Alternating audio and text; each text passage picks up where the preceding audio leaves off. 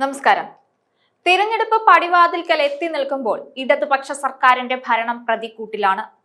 അഴിമതിക്കെതിരെ നിലകൊള്ളുമെന്ന് വാഗ്ദാനം നൽകി അധികാരത്തിൽ വന്നവർ കശുവണ്ടി അഴിമതി കേസിൽ ഹൈക്കോടതിയുടെ രൂക്ഷ വിമർശനവും സ്ഥാനാർത്ഥി വൈഷ്ണ സുരേഷിന്റെ കാര്യത്തിൽ ജനാധിപത്യ അട്ടിമറിക്ക് ലഭിച്ച തിരിച്ചടിയും ഒടുവിൽ BLO അനീഷ് ജോർജിന്റെ ദാരുണമായ ആത്മഹത്യയും കാരണം ധാർമ്മികമായി തകർന്നു നിൽക്കുകയാണ്. ഈ മൂന്ന് ഗുരുതര വിഷയങ്ങൾ തെളിയിക്കുന്നത് ഒന്ന് മാത്രം: ഈ ഭരണം നിയമത്തിന് അതീതമായി കക്ഷി രാഷ്ട്രീയത്തിന് വേണ്ടി മാത്രം നിലകൊള്ളുന്നു. ഈ കാപട്യം തുറന്നു കാട്ടേണ്ട സമയം അതിക്രമിച്ചിരിക്കുന്നു.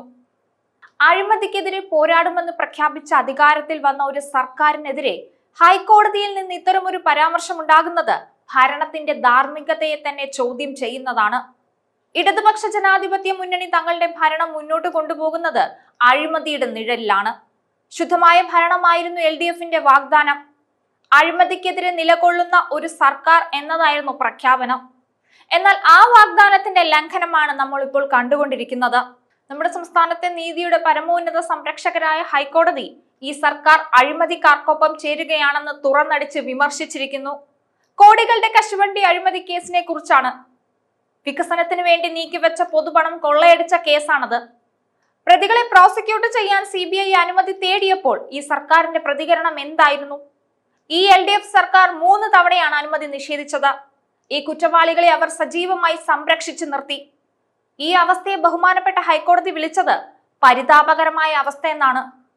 ഇത് വെറുമൊരു കോടതി കേസ് മാത്രമല്ല, ഒരു ധാർമ്മിക പ്രതിസന്ധിയാണ്.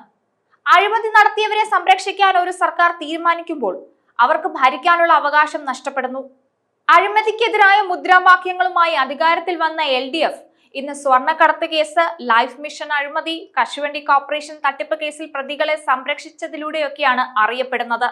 സംസ്ഥാനത്തെ കടക്കണിയിലേക്ക് തള്ളിവിട്ട പൊതുഖജനാവ് കൊള്ളയടിച്ചു. എല്ലാ ഓഫീസുകളെയും രാഷ്ട്രീയം കലർത്തി നശിപ്പിച്ചു. നിയമവാഴ്ചയെ കാറ്റിൽ പറത്തി. പ്രതീക്ഷയുടെ സ്ഥാനത്ത് നിരാശ നൽകി. കഴിഞ്ഞ 10 വർഷം അഴിമതിക്കും സ്വജനപക്ഷപാതത്തിനും ഒടുവിൽ അധികാരം നിലനിർത്താൻ LDF സ്വന്തം പാർട്ടിക്ക് വേണ്ടി എങ്ങനെ നിയമത്തെയും നീതിയെയും വളച്ചൊടിക്കുന്നു എന്നതിന്റെ ഏറ്റവും പുതിയ ഉദാഹരണമാണ് തിരുവനന്തപുരം കോർപ്പറേഷനിലെ മുട്ടട വാർഡിൽ സംഭവിച്ചത്. കോൺഗ്രസിന്റെ യുവ സ്ഥാനാർത്ഥി വൈഷ്ണ സുരേഷിന്റെ പേര് വോട്ടർ പട്ടികയിൽ നിന്ന് നീക്കം ചെയ്യാൻ CPMന്റെ പ്രാദേശിക നേതാവ് തിരക്കിട്ടിടപെട്ടത് എന്തിനാണ്? സ്ഥാനാർത്ഥിത്വം പ്രഖ്യാപിച്ച ഉടനെ അടിസ്ഥാനരഹിതമായ പരാതികൾ നൽകി ഔദ്യോഗിക സംവിധാനങ്ങളെ ദുരുപയോഗം ചെയ്ത ഒരു യുവ വനിതാ സ്ഥാനാർത്ഥി മത്സരിക്കുന്നത് തടയാൻ ശ്രമിച്ചു. സ്ഥാനാർത്ഥിത്വം പ്രഖ്യാപിച്ച ഉടനെ അടിസ്ഥാനരഹിതമായ പരാതികൾ നൽകി ഔദ്യോഗിക സംവിധാനങ്ങളെ ദുരുപയോഗം ചെയ്ത് ഒരു യുവ വനിതാ സ്ഥാനാർത്ഥി മത്സരിക്കുന്നത് തടയാൻ ശ്രമിച്ചു. ഭരണത്തിന്റെ സ്വാധീനം ഉപയോഗിച്ച് എതിരാളികളെ അപ്രസക്തരാക്കാൻ ശ്രമിക്കുന്ന ജനാധിപത്യ വിരുദ്ധ നീക്കമാണിത്. ഈ നീതികേടിനെ ചോദ്യം ചെയ്തപ്പോഴാണ് കേരള ഹൈക്കോടതിയുടെ ഇടപെടൽ ഉണ്ടായത്. ഹൈക്കോടതി ഇവിടെ ചോദിച്ച ചോദ്യങ്ങൾ ഏറെ പ്രസക്തമാണ്. 24 വയസ്സുള്ള ഒരു പെൺകുട്ടി മത്സരിക്കാൻ ഇറങ്ങുമ്പോൾ ഇത്തരത്തിൽ തർക്കം ഉന്നയിക്കുന്നത് അത്ഭുതപ്പെടുത്തുന്നുവെന്ന് കോടതി അഭിപ്രായപ്പെട്ടു. ഹർജിയെ ശക്തമായി എതിർത്ത കോർപ്പറേഷനെയും ഹൈക്കോടതി രൂക്ഷമായി വിമർശിച്ചു. ഇന്ത്യൻ പൗരനല്ലല്ലോ എന്ന വാദമില്ലല്ലോ എന്ന് കോടതി ചോദിക്കുകയും ചെയ്തു. ഇത്തരം കേസുകളിൽ ജയിക്കേണ്ടത് ജനാധിപത്യമാണ്, അല്ലാതെ പാർട്ടി രാഷ്ട്രീയമോ സാങ്കേതികത്വമോ ആകരുതെന്നും കോടതി ചൂണ്ടിക്കാട്ടി. ജനാധിപത്യത്തിന്റെ അടിസ്ഥാന അവകാശങ്ങളെ പോലും കക്ഷി രാഷ്ട്രീയം ഉപയോഗിച്ച് കവർന്നെടുക്കാൻ ശ്രമിക്കുമ്പോൾ ഹൈക്കോടതിക്ക് രക്ഷകന്റെ റോളിൽ വരേണ്ടി വരുന്നത് ഈ സർക്കാരിന് അപമാനമാണ്. ഇത് വെറുമൊരു വോട്ടവകാശത്തിന്റെയോ സ്ഥാനാർത്ഥിത്വത്തിന്റെയോ മാത്രം പ്രശ്നമല്ല. ഇത് തെരഞ്ഞെടുപ്പിൽ തോൽക്കുമെന്ന് ഉറപ്പുള്ള ഒരു പാർട്ടിയുടെ ഭരണഘടനാ സ്ഥാപനങ്ങളെ പോലും വരുതിയിലാക്കാൻ ശ്രമിക്കുന്ന ഏകാധിപത്യ പ്രവണതയാണ്. അഴിമതിക്ക് സംരക്ഷണം നൽകിയവർ ഇപ്പോൾ ജനാധിപത്യത്തെ തന്നെ അട്ടിമറിക്കാൻ ശ്രമിക്കുന്നു. നിയമവാഴ്ചയെ വെല്ലുവിളിക്കുന്ന ഈ കക്ഷി രാഷ്ട്രീയത്തിന് വോട്ടിലൂടെ മറുപടി നൽകേണ്ട സമയം അതിക്രമിച്ചിരിക്കുന്നു. ബൂത്ത് ലെവൽ ഓഫീസർ അനീഷ് ജോർജിന്റെ ആത്മഹത്യ വെറും ജോലിഭാരം മാത്രമല്ല, അതിലപ്പുറം ഒരു രാഷ്ട്രീയ പാർട്ടിയുടെ ഭീഷണിയാണ് ആ യുവാവിന്റെ ജീവൻ എടുത്തതെന്നാണ് പുറത്തുവരുന്ന വിവരങ്ങൾ. ഓരോ പൗരന്റെയും വോട്ടവകാശം ഉറപ്പാക്കാൻ നിയോഗിക്കപ്പെട്ട ഒരു ഉദ്യോഗസ്ഥനായിരുന്നു അനീഷ്. എന്നിട്ടും വോട്ടർ പട്ടിക പുതുക്കൽ ജോലിക്കിടെ CPM പ്രവർത്തകർ അദ്ദേഹത്തിന് മേൽ ഭീകരമായ സമ്മർദ്ദം ചെലുത്തി. കള്ളവോട്ടിന് കളമൊരുക്കാൻ വേണ്ടി കോൺഗ്രസ് BLOയെ കൂടെ കൂട്ടരുത് എന്ന് ഭീഷണിപ്പെടുത്തി.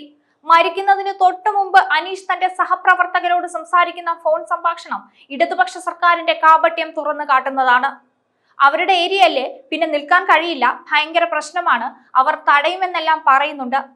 അനീഷിന്റെ ഈ വാക്കുകൾ ഭീതിയോടെയാണ് നാം കേട്ടത്. നിയമം സംരക്ഷിക്കേണ്ട ഉദ്യോഗസ്ഥന് പോലും CPM ഏരിയയിൽ നിൽക്കാൻ കഴിയില്ലെന്ന് പറയേണ്ടി വന്നതിന്റെ കാരണം എന്താണ്? അതാണ് കേരളത്തിലെ CPM രാഷ്ട്രീയം. ഭീഷണിപ്പെടുത്തിയും സമ്മർദ്ദം ചെലുത്തിയും ഒരു ജീവൻ ഇല്ലാതാക്കിയിട്ടും ഈ പാർട്ടിക്ക് ഒരു കുലുക്കവുമില്ല.